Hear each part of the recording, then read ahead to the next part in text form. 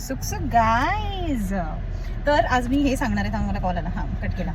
तर आज मी हे सांगणार आहे की मी कंटेंट क्रिएशन का स्टार्ट केलं, रिझन बिहाइंड ह्याच्या की कंटेंट क्रिएशनचं. सो आय स्टार्टेड ॲक्च्युली, माझं अकाउंट जे आहे ते 2021मध्ये मी स्टार्ट केलं. आणि त्याच्यानंतर मी तेवढी काही ॲक्टिव्ह नव्हती अशी, बट माझं असं होतं की मी डान्स मला खूप लहानपणापासून आवडतो.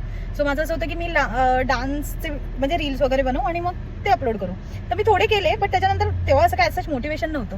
मग मी नंतर 2023मध्ये मी अगेन थोडं परत असं स्टार्ट घेतला, परत रिस्टार्ट घेतला आय कॅन से. तर तेव्हा मी थोडे असे पोस्ट करायला चालू केले, बट तेव्हापर्यंत सुद्धा माझ्याकडे काही मोटिवेशन नव्हतं ॲज सच.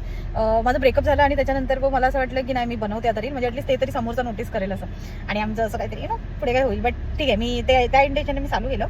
आणि नंतर मग परत तेव्हा पण तेच एक मोटिवेशन होतं माझ्याकडे, त्याच्यानंतर ॲज सच काही मोटिवेशन नव्हतं. मग नंतर 2025 आला. मग मला माझी दीदी म्हणाली की तर हेमा तू हे करू शकतेस, म्हणजे तू का नाही करत आहे, तू एव्हरीडे काही ना काहीतरी पोस्ट कर. सो आय वॉज लाईक की हां चल ट्राय करून बघूया, कारण की रिझल्ट दिसत होता. कंटेंट क्रिएशन करणारे कुठे कुठे गाड्या घेतात, घरं घेतात. तर माझं असं झालं की हेमा मला पण पाहिजे यार, मला थार घ्यायची आहे. त्याच्यानंतर मला माझं 3 BHKचं घर घ्यायचं आहे. मग त्याच्यानंतर मला फिनलँडला जायचं आहे ट्रिपला. त्याच्यानंतर मला स्वतःचा डान्स क्लास ओपन करायचा आहे. तर माझं असं होतं की हेमा तुझे पण ड्रीम्स आहेत, so you can do it. आणि तुला एवढं मोटिवेशन भेटाय, सगळ्यांना वाटतंय की माझ्यात तेवढं पोटेन्शियल आहे आणि मी ते करू शकते, तर मग मी वाय नॉट. मग मी स्टार्ट केलं आणि मी जानेवारी मंथपासून असं कंटिन्युएशन ठेवलं. Everyday I used to post. आणि त्याच्यानंतर मग माझं ॲक्सिडेंट झालं फेब्रुवारी 2ला, आणि मग त्यातून रिकव्हरी होईपर्यंत ऑलमोस्ट 1-1.5 महिना गेला.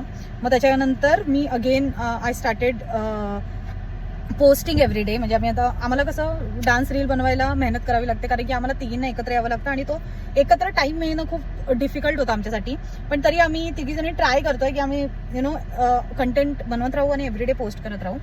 सो आणि आम्ही करतोय आता ट्राय, आणि आम्हाला असं वाटतंय की एक ना एक दिवस आम्ही नक्की सक्सेसफुल होऊ या गोष्टीत, कारण की आमची मेहनत आहे तर ती कधी ना कधीतरी फळ देणारच आहे.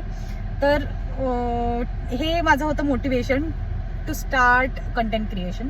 मला असं वाटतं मला जसं मोटिवेशन भेटलं, आय होप तुम्हाला पण मोटिवेशन मिळावं असं काहीतरी. अँड येस, तेवढंच.